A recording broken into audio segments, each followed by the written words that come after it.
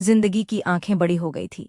और नहीं तो क्या, जब से सुना कि तुम आने वाली हो और साथ में जीजा सा भी। 3 दिन तो इनको केवल मीनू फाइनल करने में लगे हैं और फिर उस सुनने में आया है कि अभिज्ञा की शादी तय हो गई।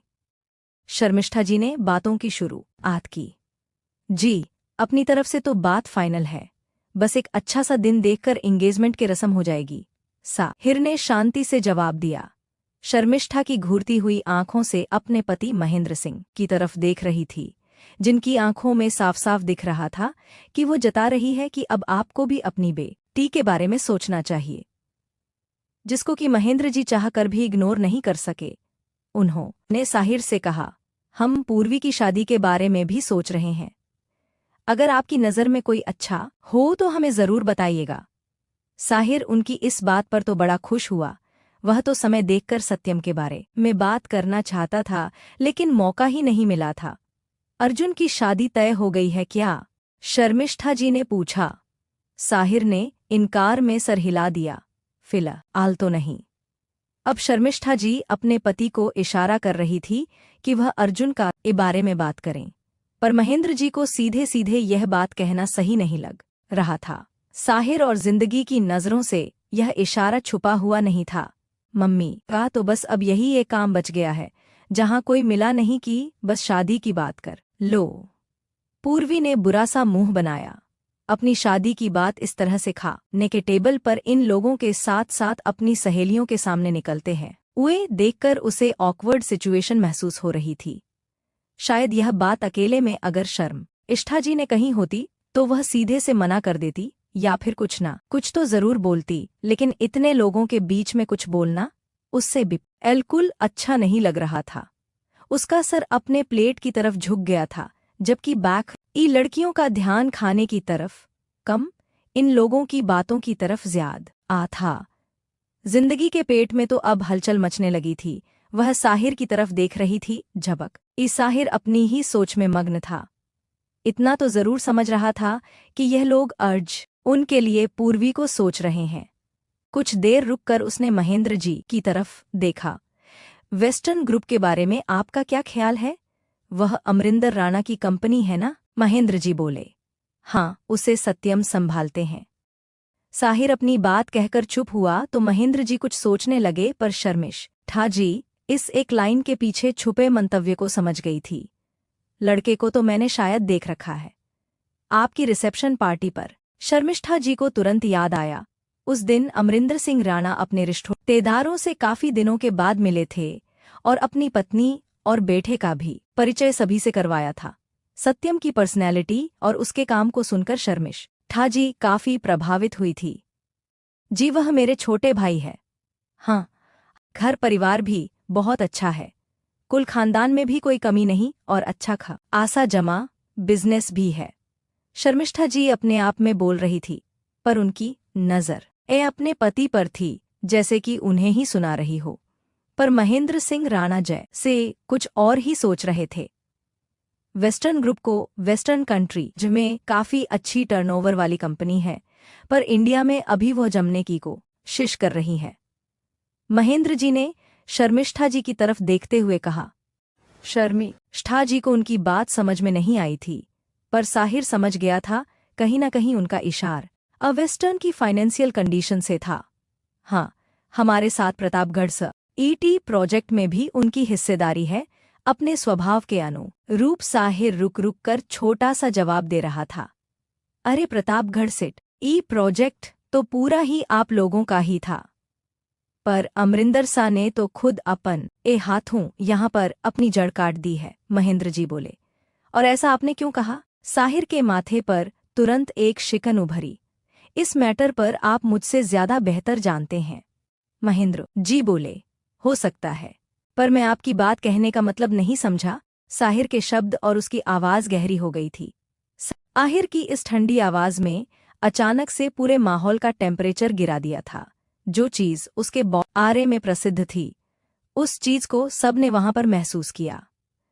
जो लड़कियां अभी तक साहिर के इस नए रूप को देखकर खुशी मना रही थी, जिंदगी किस्मत पर इतरा रही थी, उन्हें अभी वापस साहिर को अपने पुराने रूप में लौटते हुए देखकर जिंदगी के भविष्य को लेकर डर हो रहा था। जिंदगी के हाथ से तो चम्मच छूट गया था और अब सब समझ रहे थे कि साहिर को महेंद्र सिंह की बात बुरी लगी थी। आफ्टर ऑल अमरिंदर सिंह रा न उसके काका थे। इतनी बड़ी बात वह अपने काकोसा के बारे में तो सुन नहीं सकता था। अब आगे क्या होगा, इसके बारे में सोचकर ही शर्मिष्ठा जी ने तो अपना सर पीट लिया था। इतनी अच्छी खास जमीन और इतना अच्छा खासा रुतबा छोड़कर अमरिंदर विदेश जाकर बस गए और वापस यहाँ लौट कर आ रहे हैं।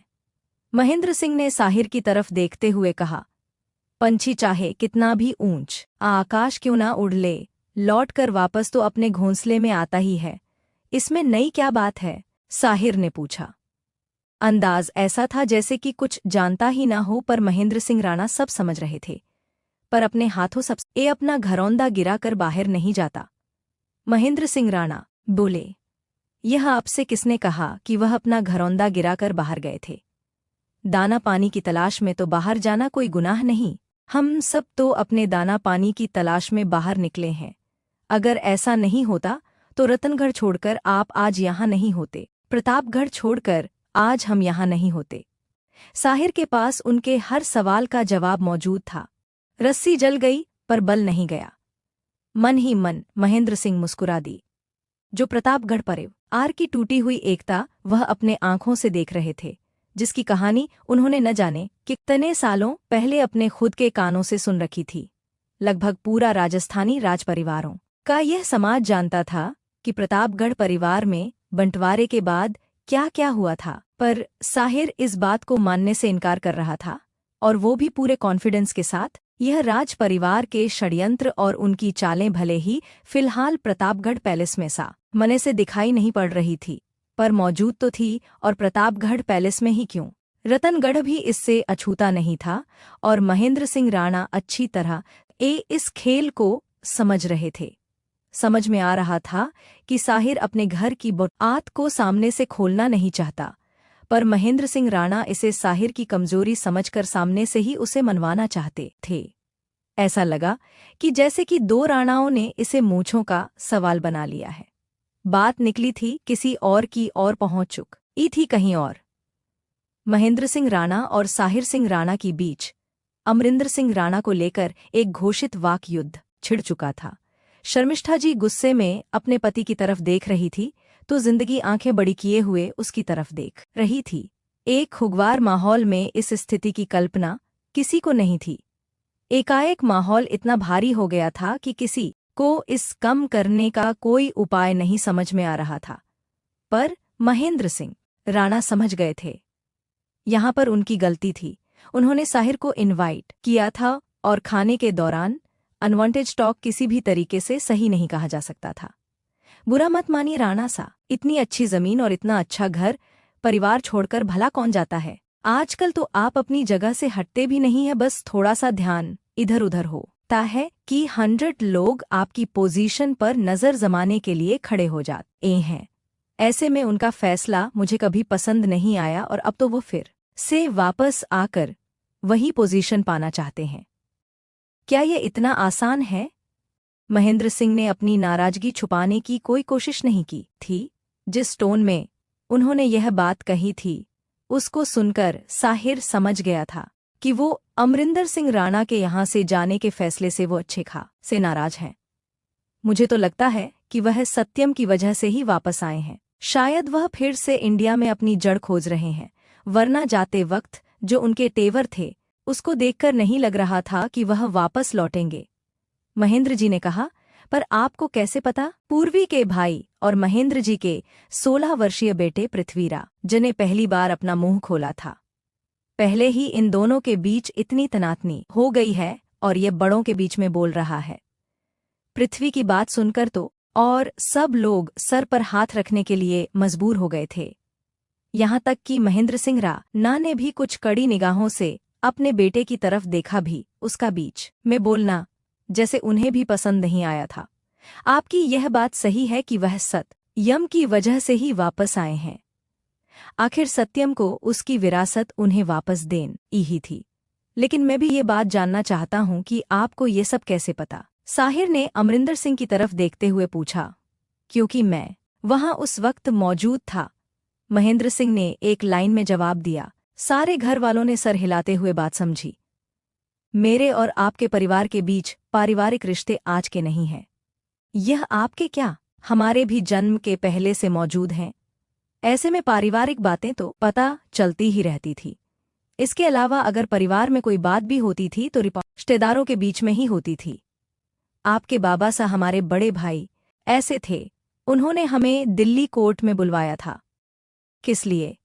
पृथ्वीराज ने पूछा। हर बात आपको जानना जरूरी है क्या? शर्मिष्ठा जी ने कुछ कड़ी आवाज में कहा। शर्मिष्ठा जी से डांट सुनकर पृथ्वी ने अपना मुंह बना लिया था और महेंद्र सिंह ने भी आसपास के माहौल को देखकर इस वक्त चुप हो जाना ही सही समझा था। बच्चों को कुछ न बोले, रानी सा, उनकी जिज्ञासा स्वाभाविक है। पृथ्वी ने ऐसा कोई सवाल नहीं कि या जिसकी वजह से आप उन पर गुस्सा करें। साहिर ने आगे हाथ बढ़ाकर शर्मिष्ठा जी को कुछ भी कहने से रोका, पर शर्मिष्ठा जी खाने की मेज पर तनाव नहीं चाहती थी। मैं इन पर गुस्सा नहीं कर रही, पर आजकल यह कुछ ज्यादा ही इन सब चीजों में दिलचस्पी लेने लगे हैं। शर्मिष्ठा जी को अपनी सफाई देते हुए भी नहीं बन रहा था। जैसा कि राणा सा ने बताया कि हमारे और आपके परिवार के बीच में पहले से ही पारिवारिक संबंध है, तो परिवार की बातें बच्चों को भी जाननी चाहिए। आखिरकार भविष्य में यह सब कुछ इन्हें देखना है। अब मुझे ही देख लीजिए, लोगों से हर तरह की बातें और उनका नज़रों को सुनकर अपना नज़रिया बनाने की कोशिश करता हूँ। पर पिता के नज़रिए की बात अलग है, क्योंकि अपने नज़रिए से जो वो बताते हैं उसमें सच्चाई के साथ उनका व्यक्तिगत अनुभव जुड़ा होता है, जिससे कि संबंधित निर्णय करने में सुविधा होती है। परंतु खेद है कि मुझे इस बारे में कुछ भी जानकारी नहीं। साहिर ने अंतिम लाइन कुछ धीरे से कही थी। महेंद्र सिंह राणा इस लाइन के बाद बिल्कुल ठंडे से पड़ गए थे। जो जानना चाहते थे वह समझ गए थे। आखिर साहिर को इन सब चीजों की जानकारी कैसे होती? उस वक्त तो वह मुश्किल से 3 साल का बच्चा था, और बाद में शमशेर सिंह राणा खुद इन सब बातों को उसे बताने के लिए नहीं रहे।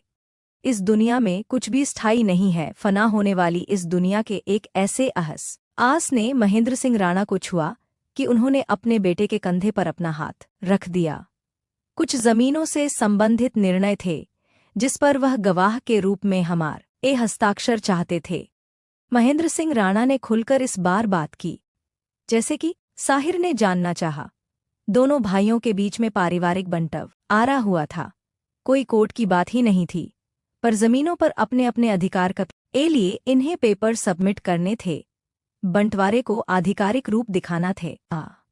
इसीलिए बड़े राणा सा हमारे बाबा सा को बुलाया था और उनके साथ हम भी गए थे, पर अमरिंदर कोई बात सुनने को तैयार ही नहीं थे। उन्होंने तो जैसे सबका कुछ बेचने की ठान ली थी। आज जो वह काम करना चाह रहे हैं, इसी दिन को लेकर हमारे बाबा सा ने उन्हें समझाना चाहा था, पर वह बिना कुछ बोले वहां से उठकर चले गए और सारी जमीन एक हाथ ही सिसोदिया को लिख डाली।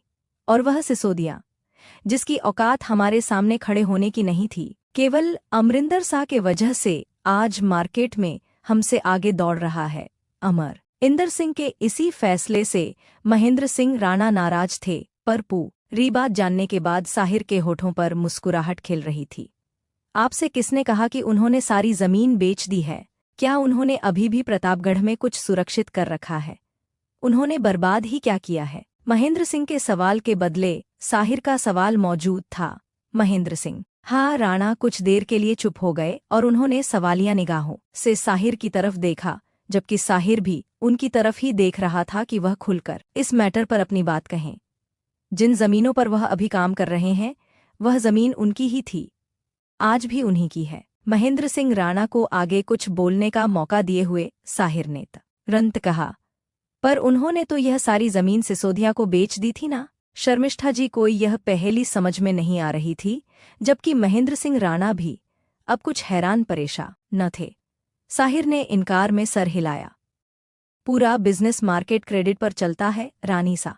हम लोगों ने जब रियासत से अलग अपना अपना हाथ बिजनेस लाइन में जमाया, वो सब ने अपनी अलग अलग क्रेडिट ली। बाबा सा ने जहां अपने देश में ही उपलब्ध साधनों से इसको आगे बढ़ाया। अपने देश में ही अपनी जड़ें मजबूत की तो उनने विदेश में अपनी शाखाएं फैलाई। किसी भी बात को अपने हक में एक किस तरह से लपेटकर कहा जा सकता है, यह कोई साहिर सिंह राणा से सीखा था। सारी चीजों को इस तरह से प्रिंट किया कि शर्मिष्ठा जी के साथ साथ महेंद्र जी के भी आंखें हैरत से बड़ी हो गई थी। आपका कहने का यह मतलब है कि अमरिंदर ने सिसोदिया को अपनी जमीन में बेची नहीं है? महेंद्र सिंह ने जैसे कन्फर्म करने के लिए पूछा। नहीं, वह सारी जमीन ने लीज पर है और वह लीज खत्म चुके हैं। अब साहिर अपनी जमीनों को हैंडओवर कर रहा है। उन जमीनों पर प्रतापगढ़ सिटी प्रोजेक्ट के अंदर भी काम हो रहा है।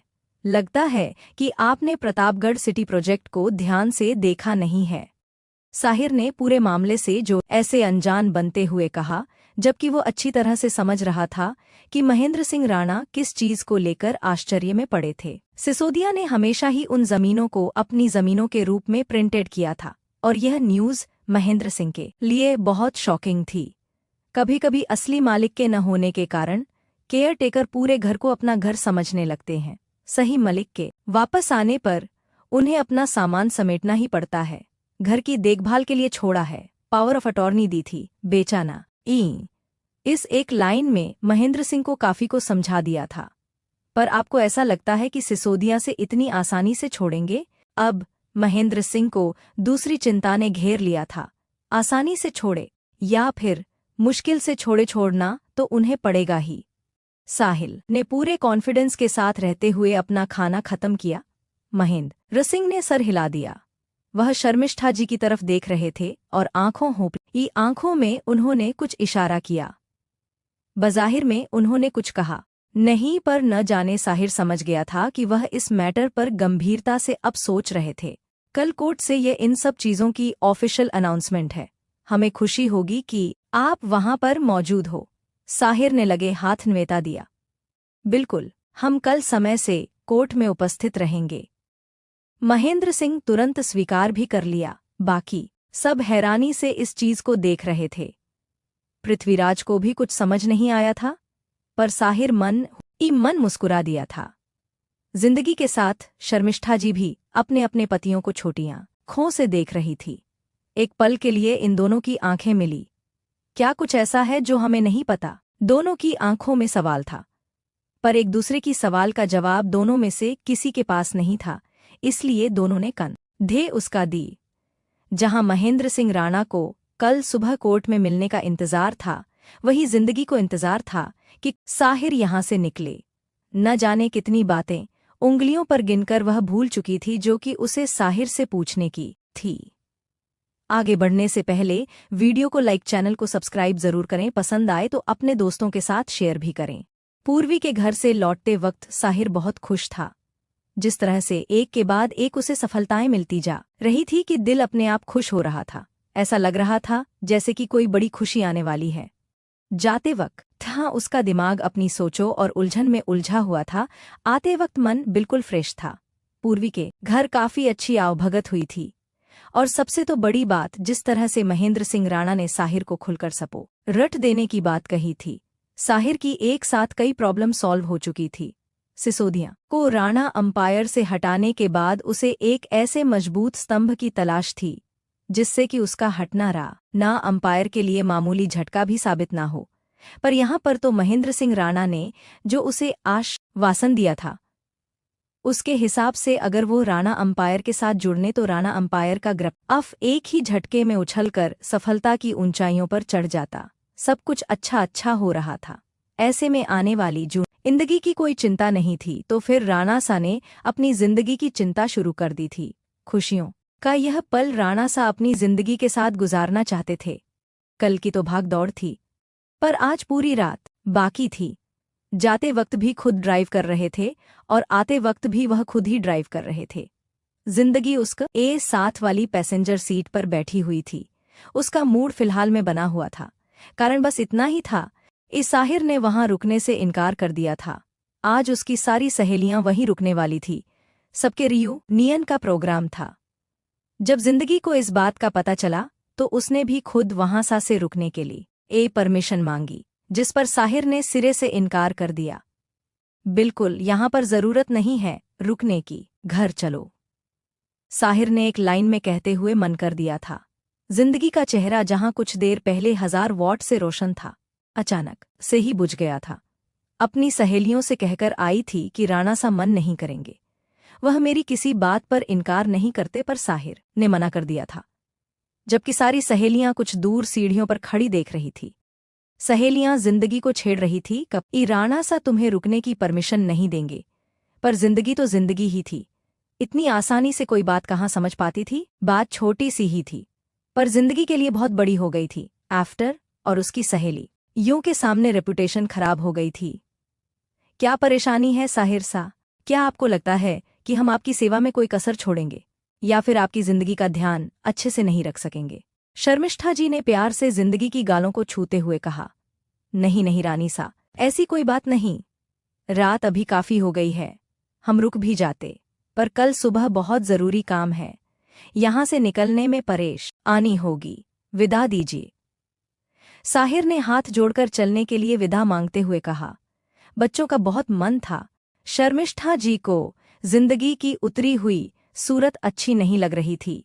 परेशान न मत होइए रानी सा, जब सभी सिचुएशन सही हो जाएगी तो हम खुद जिंदगी को विदा कर एक रात के लिए नहीं, अच्छी खासी छुट्टियों में बुलाएंगे। महेंद्र सिंह राणा ने मुस्कुराते हुए कहा। कोई परेशानी है क्या? महेंद्र सिंह की बातों को समझते हुए शर्मिष्ठा जी ने पूछा। आप तो जानती हैं, प्रतापगढ़ राज परिवार के साथ कब कुछ लोग इस तरह से साए की तरफ पीछे लगे हुए हैं कि उन्हें हर एक हरकत की खबर होती है।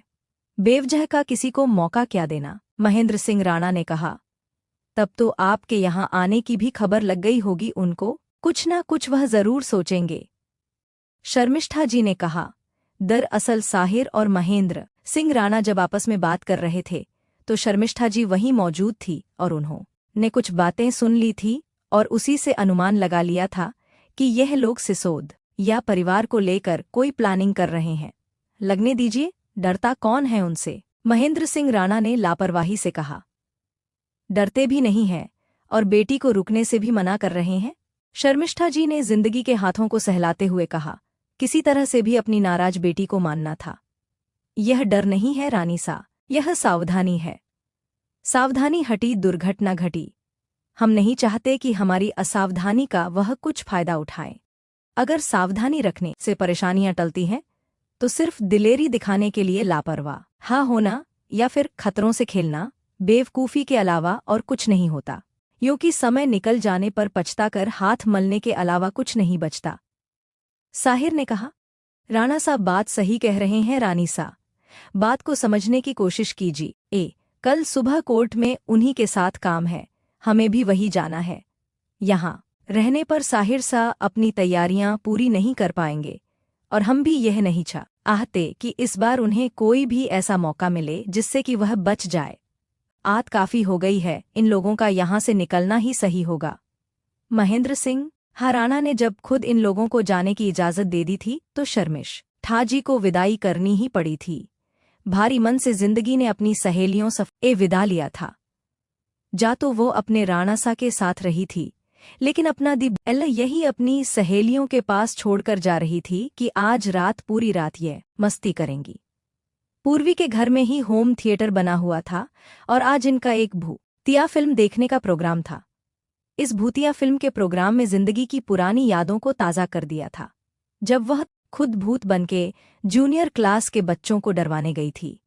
आज तो अपनी सहेलियों के लिए उसने और कुछ सोच रखा था, पर एक राणा सा के ना ने सब पर पानी फेर दिया था। अब ऐसे में तो मूड बनना ही था और इस बने हुए मूड पर उसे साहिर की मुस्कुराहट बिल्कुल जहर से महसूस हो रही थी। क्या बात है, माहौल में आज इतनी शांति क्यों है? गाड़ी चलते चलते जब साहिर के अपनी सोचों का सिलसिला टूटा तो उसकी नज़र अपनी जिंदगी पर गई, जो कि गुमसुम खिड़की से बाहर छूटते हुए रास्ते को देख रही थी। लेकिन साहिर को क्या पता था कि यह तूफान के आने से पहले की शांति है। अब तो तूफान को छेड़ने की गलती कर दी थी, अंजाम भुगतना ही था। सोचो क्या होगा अंजाम। वीडियो को लाइक और चैनल को सब्सक्राइब जरूर करें। यह एपिसोड आपको कैसा लगा कमेंट करके जरूर बताएं। वीडियो को सुपर थैंक्स के माध्यम से प्रोत्साहन दे। मिलते हैं अगले भाग के साथ। हर हर महादेव।